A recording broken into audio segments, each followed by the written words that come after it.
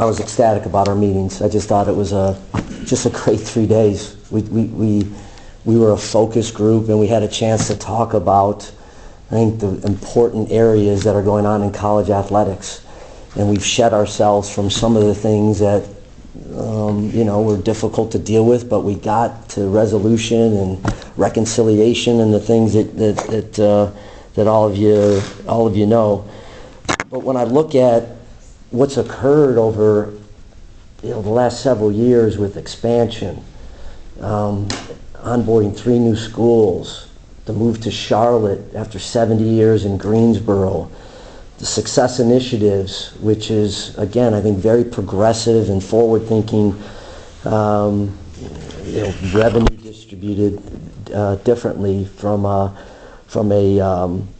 CFP standpoint, and taking those dollars from expansion, the sponsorships of Ally with all of our women's sports and having a title sponsor like that, T. Rowe Price in men's basketball, Geico in football, the legal disputes and getting to resolution there that caused instability, and none of us were happy about that. I certainly wasn't happy about the instability it caused. I got it, and I'm proud of how we stayed steady, stayed committed to resolving an issue, and finally led to a different way we're going to distribute the base media rights, or portion of the base media rights for viewership. So we've experienced a lot, and again, until you go through those things, I'm not sure you understand or appreciate the time that you're thinking about it and working your way through it. So I just circle back to, it was just a great 3 days, because we had a chance to get to, with the FARs and the ADs and the SWAs and our 3 coaching groups, and talk about issues going on in their sports instead of what's happening maybe in a courtroom, etc. As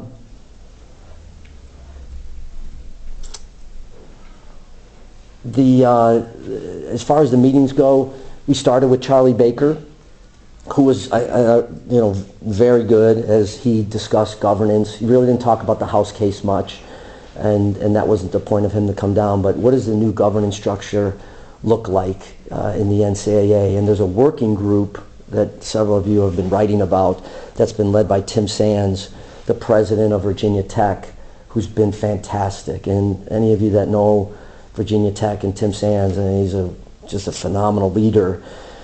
We also have Bubba Cunningham, the AD at North Carolina, on that working group, and we're trying to find out what a governance structure looks like in 2025 and beyond. We're making, I think, a lot of good progress there. So more work to be done, but we continue to lead in those realms of college sports.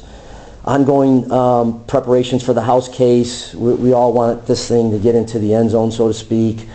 I think it just would give us some clarity about what the structure looks like from a opportunity to revenue share with student athletes that are very deserving of that revenue, and to have some parameters around it. It's been a tough period over the last 3, 4, 5 months because there's really not been any rules. We don't know if we're going to get the case all the way through, and that causes some bumpiness, but it also allows some less than forthright decisions to be made, with the movement of student athletes and what's happening. So there's just a little bit too much secrecy, with some of those elements. I think it cleared up once we get the House case finished up. LBI and Deloitte, the 2 entities that have been working with us after an intense search, really are good. And I know, again, a bunch of you have researched them, but Deloitte's as good of a consulting firm as there is, and LBI with their work in the NBA and Major League Baseball and others. And I think they have, I know they have the experience necessary to set up a new structure that will be good for us in college sports. We had our friends at ESPN and our partners at ESPN and the ACC network here We've never been more aligned. They helped us, and I'll come back to us, they helped us with this 20 game, the 18 game with men's basketball. That was very important for us. I'm incredibly restless with where we're at with men's basketball, because it's not reflective of who this league has been. And so we have to take some steps as a conference office to help branding and marketing and communications, which we've been doing over the last couple of years. Scheduling now is the latest piece of it, and then we've got to resource it. We've got to support our coaches and provide them the resources necessary. And I feel that the ACC is to be part of that as well, with revenue, etc. So we had good meetings with ACCN and looking at the football season, our traveling road show, and how we can market it. The Labor Day weekend games were announced.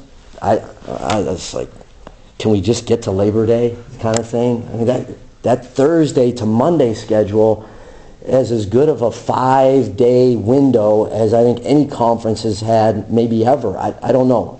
I think about that because it's such the uniqueness of not having professional football on that weekend and being able to play on those 5 days. I don't think we could have taken advantage of it more. In fact, there is some overlap where we're probably going to pull some eyeballs away from a game or two because people will be, chasing the other ACC game or the ACC team that's playing in it. So, those are probably the highlights. The coaching groups, they were all a little bit different. Women's basketball, men's basketball, football. I know all of you, or most of you, talked to the coaches. I think you got a good read there, and it's always good to get face to face. There's nothing like it, and we all kind of resort to, well, we can just jump on a call, telephonic or a video call, but there's nothing like being face to face. So, anyways, I'll stop there. I think that maybe gave you a pretty good overview, and we can talk about the things that you're interested in. Yeah, I'm sorry. Yeah. About the college football playoff, the concept of multiple automatic qualifiers, how that, there's some coaches that said that they don't understand why you wouldn't just have qualifiers for the conference champions and take the next best 12, 14, 16 teams, but obviously our conference is pushing for a different approach. Well, was there any consensus here about that? Yeah, I would say this, Luke, I remain steadfast about fairness in the system and access, regardless of the model, etc. But out of respect for my colleagues that we've been working close with, I want to hold off on commenting about specific models or AQs and the rest of it. We're going to be getting back together again, and that is the other Power 4 commissioners. We've been on a nice rhythm where we're talking often and we're working on a lot of things, including this. But I stand true to what I've said before about the playoff and my thoughts there. Without getting into specifics on the exact format, if there is a multiple AQ situation, you had brought up, I guess, earlier in the year about how do we want to rethink what our conference championship game is in terms of creating access opportunities for multiple teams from within the ACC. If there's multiple teams that are guaranteed a spot in there, how does that impact the championship game? Do you look at doing different things on that weekend? Yeah, we've thought a lot about a variety of options that may be there, and I don't think you can go down any road until you have finality about what the model looks like. I will say this. One of the other things we'll have to look at is just seeding, and it just seems, the straight seed may be the right thing for us to consider, but we'll get to that point when we get to that point, and we'll see where it goes. And just a quick follow-up. Yeah. If there's a through line in both football and men's basketball, it's championship access and championships.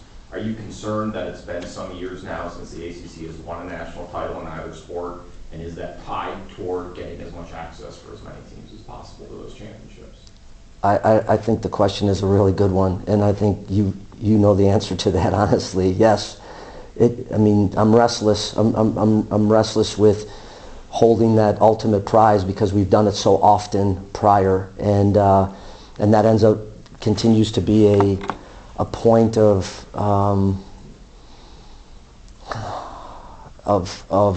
priority for myself and for the league. And there's not many meetings that go by that we don't talk about that because of the history that we've had. And just over the last period of time, we haven't reached that mountaintop as often, obviously, as we have in the past. Jim, there's been schools that are talking more about brands, needing to play brands more, whether that's for TV or the new brand initiative, and Notre Dame sometimes comes up in that conversation. We saw they and Clemson just came to an agreement. In terms of like Florida State and Miami, who may want to play Notre Dame more, I know every school in this conference wants to play Notre Dame. What does it look like when we talk about brands playing brands each other more, and how does Notre Dame fit into that? Yeah, it's an ongoing conversation, Andrea. We've just gone through some different periods of time where we didn't have our option exercised. We still had litigation, and so you're looking at how do you create and draw value. We have now decided that viewership is going to be a part of how we distribute some of the base media rights. And so some of the things that we had walked down the road quite a bit, I think, have to be reconsidered because we are distributing money differently. And so where do you, again, get fairness in this example, not only CFP, but where do you get fairness on opportunities? And you want to create the best matchups that you can. So how do you do that in a balanced way where everybody has an opportunity to elevate their own institution or football or basketball brand? So during the course of the last couple of days, we didn't really get to it. We were hopeful to, but we had a couple other things that kind of pushed that back. So no substantive talk about what you're asking about. Okay? Jim, do Notre Dame's new games with Clemson count toward the contracted 5 per year? Yeah, I've been, I think, pretty clear about that. The rotation is the rotation. It's 5 games every year. The Clemson Notre Dame piece of it is not part of that rotation of 5. Is Notre Dame on board with that? Is there any conflict between the two parties? No, I don't think so. What I would say to you is that's coming up. There's a start of a 2-game rotational within the 5. I think it's in 27, 28, or 28 and 29. And then what Notre Dame and Clemson decide after that, they're working on that piece of it. Well, Michael Alford said yesterday he's confident in your going back to the playoff in your efforts to fight for the ACC. But can you? I know you don't want to get too far into the weeds, but what does that look like? What cards do you have to play? Like how does this process work from the ACC's perspective? Yeah, I don't want to go into any more details on that, and it's a really good question. But again, just in fairness of where we're at as a group, we've all kind of committed to trying to work together. And I've made some comments in the past that I continue to stand by. I hope you understand. Going back to the Clemson question real fast, they played 3 other times after the 27th. Yes. So does that count also toward the 5 ACC? Yeah, I would. The ones that have been announced or that they talked about, yes, that's part of this rotation that we have amongst the league across 16 other schools besides Clemson. Jim, I was wondering just your thoughts on the Presidential Commission on College Sports that's being formed, your initial reaction to that, and how you maybe would like to see maybe a voice from the ACC in that, or how do you go about approaching that as a commissioner? I'm for it. I believe it can help. We certainly have shared with you how many times we've been to D.C. and the work that we've done with our congressional leaders and elected officials. We've made significant progress. We have not been able to get this thing into the end zone, so to speak. And so if the president feels that a commission could potentially help, I'm all for it. And if you know the two individuals that, I don't know if they're co-chairing, but both names have been talked about. I mean, obviously we know of Coach Saban, who's just tremendous, and as good of a football coach individual as there is in the game. And then Cody Campbell, and just read about his story, a former football player at Texas Tech. I think he's a first-generation college student going to Tech and playing football, changed his life forever. And he's had this enormously successful career. And so I think it's well-intended, and I don't know any of the specifics about who else is going to be on that commission and when they're going to get up and running.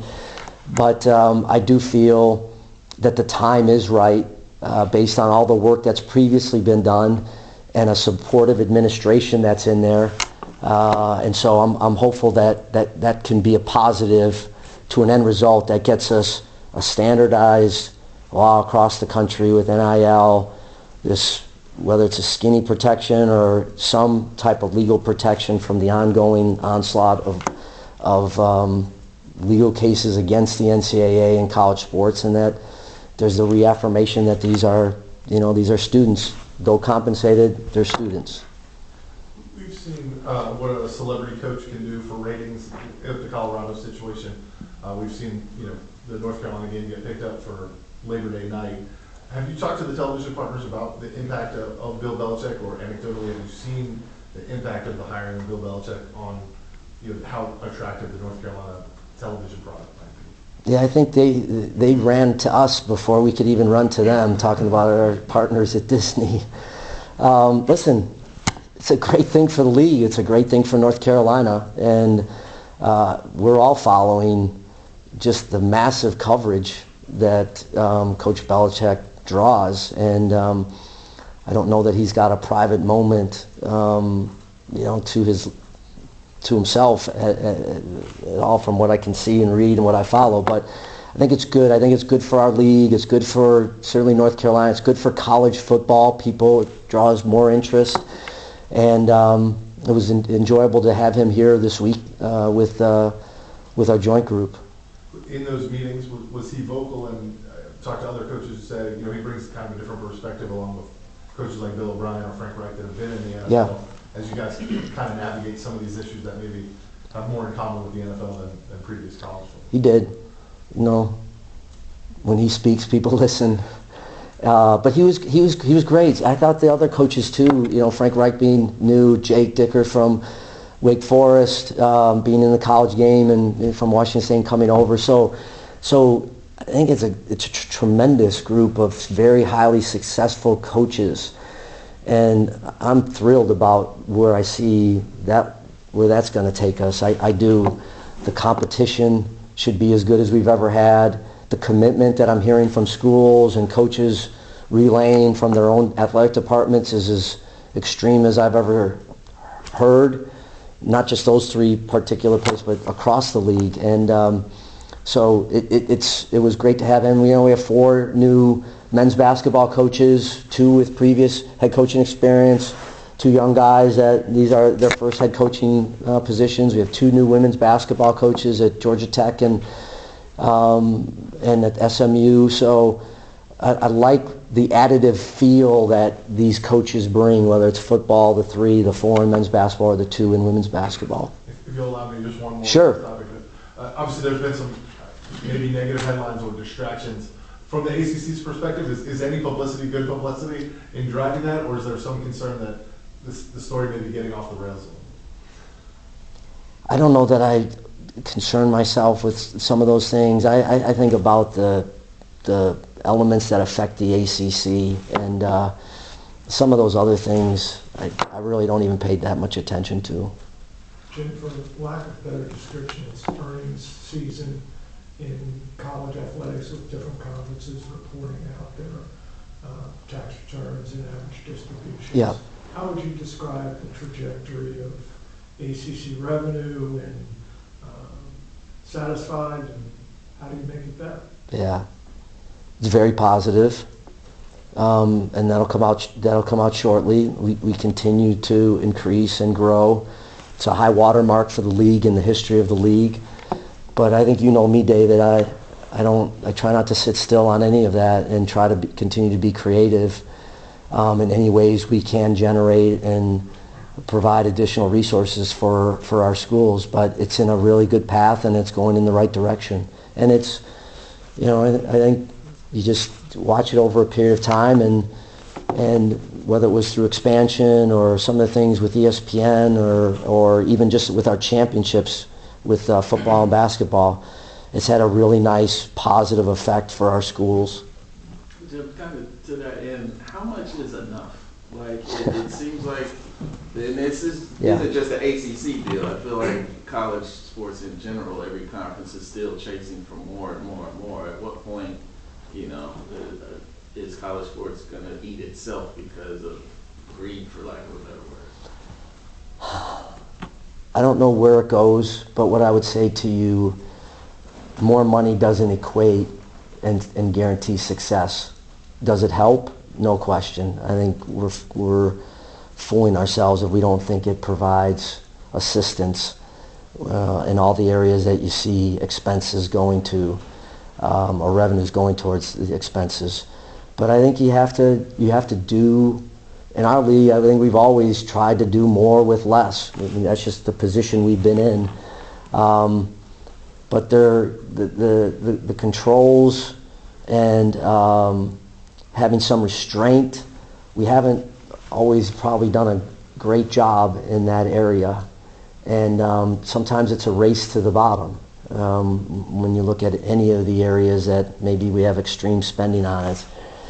I think we have to continue to hold ourselves accountable to be wise in how we use those resources. I feel like we do that really well, and our ADs and presidents do a great job with our particular schools, but that will continue to be talked about, I think, forever. I don't think there's a stop point to that. And but I do feel good, to David's question, I feel good about where we're headed that way from a financial standpoint. After 2 years of instability, what is a realistic length or window for stability for the conference? Well, I got to believe, over the next 4 or 5 years, I would hope, or 3 or 4 years. I mean, I just think you got to settle down, and I think college athletics needs it to settle down, not just the ACC. And I think we've positioned ourselves for that, and that's a good thing. It just is. Chaos and the constant, wondering of what's happening here or there. I just think that distracts from the business at hand. But I feel good about where we're at, and I still live one day at a time.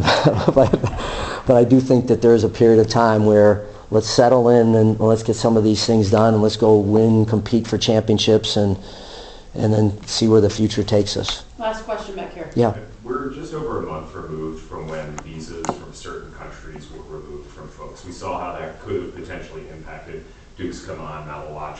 How concerned are you about the protection of future international student athletes? It's important. It really is. And, I'll probably digress for a moment. Listen, I love this country. I think a lot of people love this country. It's got a ton of ills, a ton of things that we have to get right. But, one of the great things in college sports is it's not about what country you come from. It's not about what gender you're from, or have, or religious beliefs. It's about coming together and being part of a team. And the United States and access to higher education has had a great history together, I think, or at least a history that has allowed others from other countries to come and pursue their dreams, and to help those individuals that may be less fortunate or come from difficult circumstances. So I feel good about us working again with the folks in Washington, D.C. to get to the right outcome and make sure that we remain committed, I think, to what I believe is our responsibility as, I think, the greatest country in the world. Thanks very much. Appreciate it. Appreciate it. Thanks, everybody. Andrew, Again, thanks for being here at the spring meetings. Well, right now. Yep.